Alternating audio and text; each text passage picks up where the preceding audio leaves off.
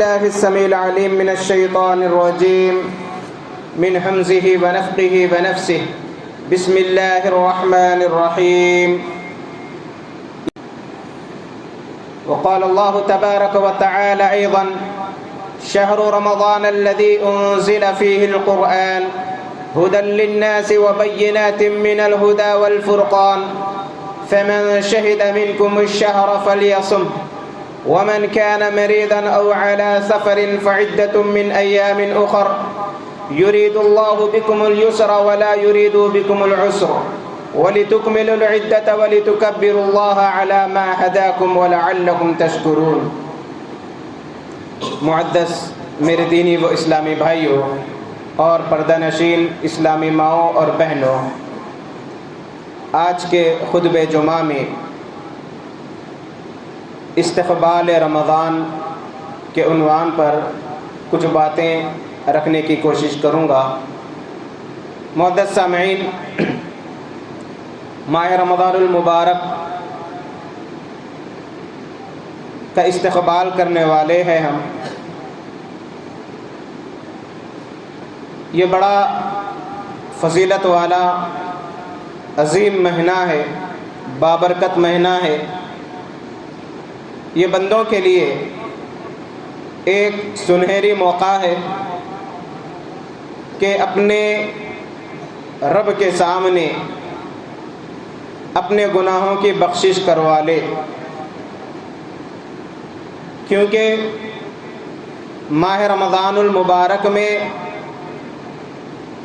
ہر رات اللہ رب العالمین جہنم سے لوگوں کو آزاد فرماتے ہیں۔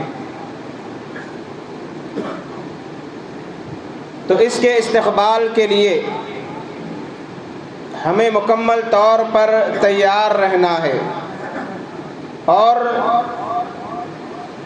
منصوبہ بند طریقے سے جنت میں داخلے کے جو راستے ہیں اس کو اپنانے کی کوشش کرنا چاہیے۔ یقیناً بڑی خوش نصیبی کی بات ہے کہ ایک مرتبہ پھر اللہ رب العالمین یہ برکتوں والا مہینہ ہمیں عطا کرنے والے ہیں۔ کتنے ایسے لوگ ہیں جو گزشتہ سال ہمارے ساتھ موجود تھے، رمضان کے روزے رکھے، عبادتیں انجام دی، تراویح کا اہتمام کیا، قیام اللیل کرتے رہے، اللہ کی راہ میں خرچ کرتے رہے، لیکن اس سال ہمارے رشتہ داروں میں، ہمارے دوست احباب میں آج وہ لوگ موجود نہیں ہے، لیکن اللہ نے ہمیں یہ موقع دیا ہے کہ ہم اپنے آپ کو اس آگ کو بجھا سکتے ہیں جو ہم نے گناہ کی شکل میں تیار کی ہے۔ ہم عبادتیں کر کے رب کو راضی کر کے اپنا ٹھکانہ جنت میں بنا سکتے ہیں۔ اس کے لیے توجہ کی ضرورت ہے، اور ایسے موقع زندگی میں بہت کم ملتے ہیں۔ پتہ نہیں آئندہ سال ہمیں یہ موقع ملے یا نہ ملے، ہم میں کون رہے یا نہ رہے، لیکن یہ موقع ہمیں ملا ہے، اس موقع کو غنیمت جاننا چاہیے، عبادتیں انجام دینے کی فکر اور کوشش کرنا چاہیے، اور اس مہینے کا خوشی سے استقبال کرنا چاہیے۔ یہ نہیں کہ ابھی سے سوچ میں پڑ گئے کہ ہم کاروبار کرنے والے، محنت مزدوری کرنے والے اتنی سخت دھوپ میں روزہ کیسے رکھیں گے۔ یہ سوچ انسان کو عبادتوں سے دور کرتی ہے۔ اللہ انشاءاللہ موقع فراہم کرے گا، اللہ کی مدد رہے گی، کیونکہ اللہ کے نبی صلی اللہ علیہ وسلم کے دور میں اے سی کی سہولت نہیں تھی، کولر کی سہولت نہیں تھی، اس انداز کے فین اور اسباب نہیں تھے، اور عرب کی گرمی، جو لوگ عرب میں زندگی گزارے ہیں وہ جانتے ہیں کتنی سخت طریقے کی گرمی، دھوپ، اور جو तपिश होती है, कितनी सख्त तरीके की होती है। हिंदुस्तान का जो मौसम है फिर भी इत्तेदाल का होता है, कई गुना ज़्यादा गर्मा में वहाँ पर गर्मी होती है।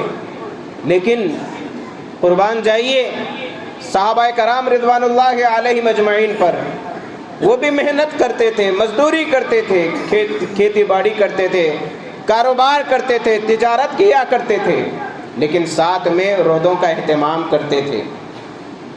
दिन भर मैदान जंग में इस्लाम के कलिमे को सरबुलंद करने के लिए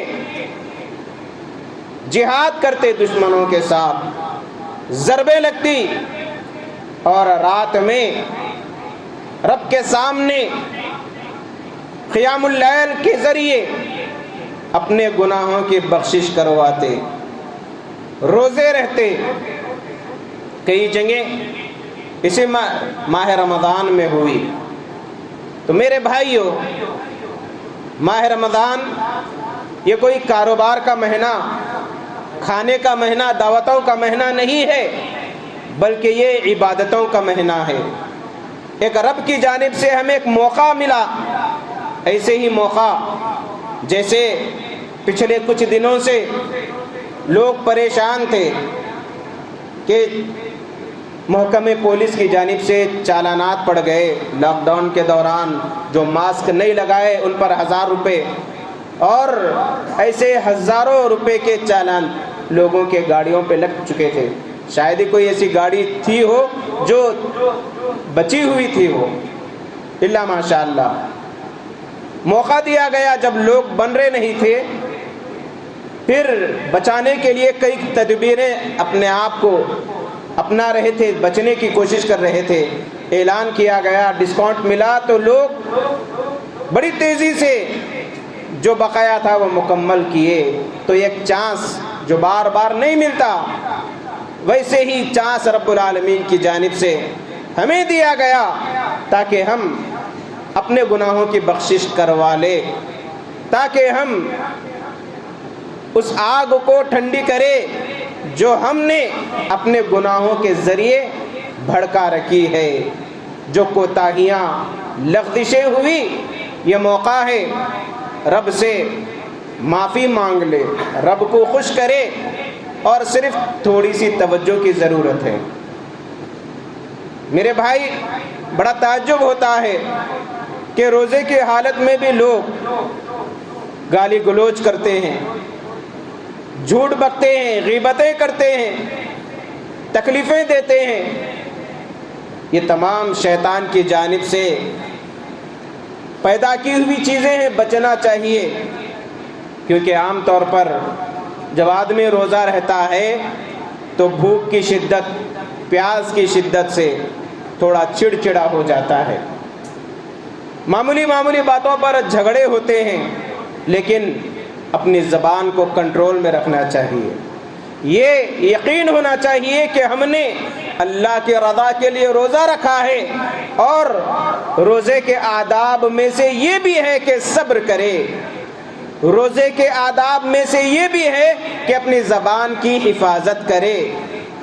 सामने वाला गाली दे रहा है, कोई बात नहीं, अल्लाह देखने वाला है, लेकिन हमको मालूम है कि अगर हम सब्र करेंगे तो इसका बहुत बड़ा इनाम रब की जानिब से दिया जाएगा। रमज़ान इबादत का महीना है, लेकिन रमज़ान में बाज़ार बड़ी रौनक के साथ सजते हैं। ईद की तैयारी के लिए हमारी माएँ और बहनें बाज़ारों के चक्करें काटती हैं।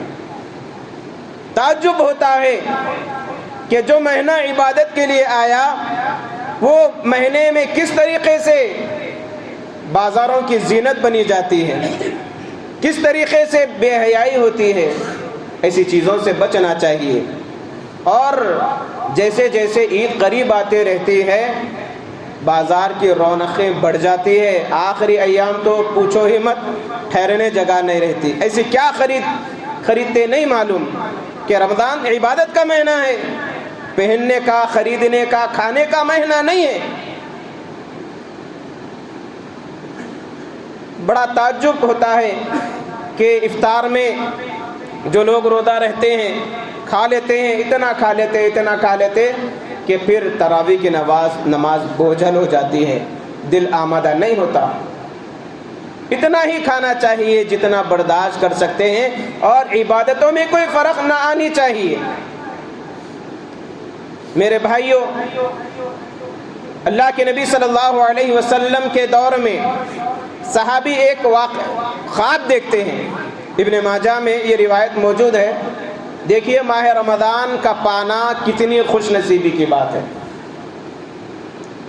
طلحہ بن عبید اللہ رضی اللہ تعالیٰ عنہ فرماتے ہیں کہ عہد نبوی میں اللہ کے نبی صلی اللہ علیہ وسلم کے پاس دو آدمی آئے، دونوں بیک وقت اسلام قبول کیا، اور ان میں سے ایک بڑے عبادت گزار متقی نیک تھے، اور وہ بنسبت دوسرے شخص کے، اور دوسرا پہلے کے مقابلے میں کم عبادت گزار تھا، میڈیم تھا۔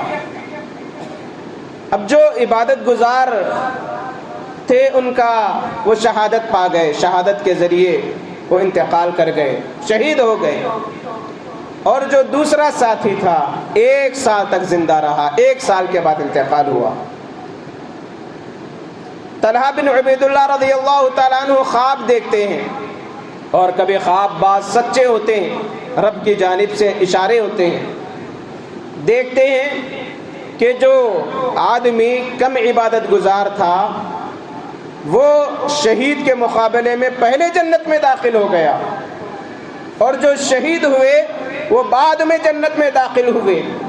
اللہ کے نبی صلی اللہ علیہ وسلم کے سامنے معاملہ رکھتے ہیں، خواب ذکر کرتے ہیں، اور اللہ کے نبی صلی اللہ علیہ وسلم کا معمول تھا کہ فجر کی نماز کے بعد اللہ کے نبی صلی اللہ علیہ وسلم صحابہ سے پوچھتے کہ آج کوئی خواب دیکھے، ان کے تعبیر بتلاتے، تو اللہ کے نبی صلی اللہ علیہ وسلم فرماتے ہیں کہ اس میں تعجب کی کوئی بات نہیں کہ جو آدمی کم عبادت گزار تھا وہ شہید سے پہلے جنت میں داخل ہو گیا، کوئی تعجب کی بات نہیں، اس لیے کہ جو شہید ہوا اس کے 1 سال کے بعد جو دوسرے صحابی انتقال کر گئے انہیں 1 سال کا موقع ملا عبادتوں کے لیے، اور وہ رمضان کو پائے، رمضان میں عبادتیں کیے، نمازوں کا اہتمام کیے، اپنے گناہوں کی اپنے رب سے بخشش کروا لی، اسی لیے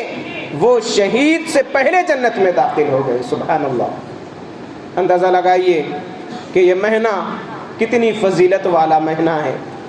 اس مہینے میں ہم اپنی زبان کی حفاظت کریں، روزوں کا اہتمام کریں، بغیر عذر کے روزے نہ ترک کریں، جہاں روزے رکھیں وہیں پر کثرت سے اللہ کا ذکر کرتے رہے، تسبیحات کا اہتمام کرے، اپنی زبان کو اللہ کے ذکر سے تر رکھنے کی کوشش کرے۔ سبحان اللہ، الحمدللہ، لا الہ الا اللہ، اللہ اکبر، یہ بڑے بہترین کلمات ہیں، ان کا اہتمام کریں گے تو اپنی زبان کی حفاظت ہوگی، ساتھ ہی ساتھ نیکیوں میں درجات میں اضافہ ہوگا، رب کے مقرب بن جائیں گے۔ ماہ رمضان میں کثرت سے مسواک کا اہتمام کرے، ماہ رمضان میں کثرت سے قرآن مجید کی تلاوت کرے، تلاوت کے لیے وقت نکالے، یہ نہیں کہ تراویح میں سن لیے بس، مقرر کرے وقت۔ 5 وقت جب ہم نماز پڑھتے ہیں تو 5 وقت اگر 2 رکوع 3 رکوع پو پارا آدھا پارا اگر 15-20 منٹ نکال کر اگر ہم پڑھیں گے، روز کے 2 پارے 3 پارے آسانی سے ہو جائیں گے۔ جب بھی موقع ملے، آج کل ہر ایک کے فون میں قرآن مجید موجود رہتی ہے، پڑھیے۔ اگر پڑھنے کا موقع نہیں ہے تو ہیڈ فون لگا کر سننے کا اہتمام کیجیے۔ اور جب قرآن مجید سننے کی بات آتی ہے تو عام طور پر گاڑیوں میں، کاروں میں، گھروں میں قرآن مجید لگا دیتے ہیں، پھر اپنے کاموں میں، باتوں میں مصروف رہتے ہیں، ایسا نہیں ہونا چاہیے۔ فَإِذَا قُرِئَ الْقُرْآنُ فَاسْتَمِعُوا لَهُ وَأَنصِتُوا لَعَلَّكُمْ تُرْحَمُونَ۔ یہ ادب ہے قرآن مجید کا کہ جب قرآن مجید کی تلاوت کی جائے غور سے سنو۔ خاموش رہو لعلکم ترحمون، شاید کہ اللہ تم پر رحم فرمائے۔ تو یہ حکم ہے کہ جب کبھی قرآن مجید کی تلاوت ہو غور سے سننا چاہیے۔ پھر اللہ نے جو مال دیا اللہ کی راہ میں خرچ کرنے کی کوشش کرے، زیادہ نہیں تو کم سے کم تھوڑا بہت۔ ایک روزے دار کو کھجور کھلانے کا اہتمام کرے، افطاری کرانے کا اہتمام کرے، ایک روزے کا اجر ہمیں انشاءاللہ مل جائے گا۔ جہاں ہم افطار کا اہتمام لوگوں کو کرتے ہیں ویسے ہی ایسے کئی لوگ رہتے ہیں جو ادھر ادھر سے کمانے کے لیے آتے ہیں، سحری کا صحیح انتظام نہیں رہتا۔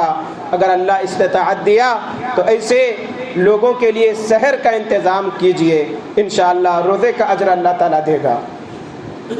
وہیں پر فرائض کے ساتھ ساتھ نوافل کا بھی ہم کو اہتمام کرنا چاہیے۔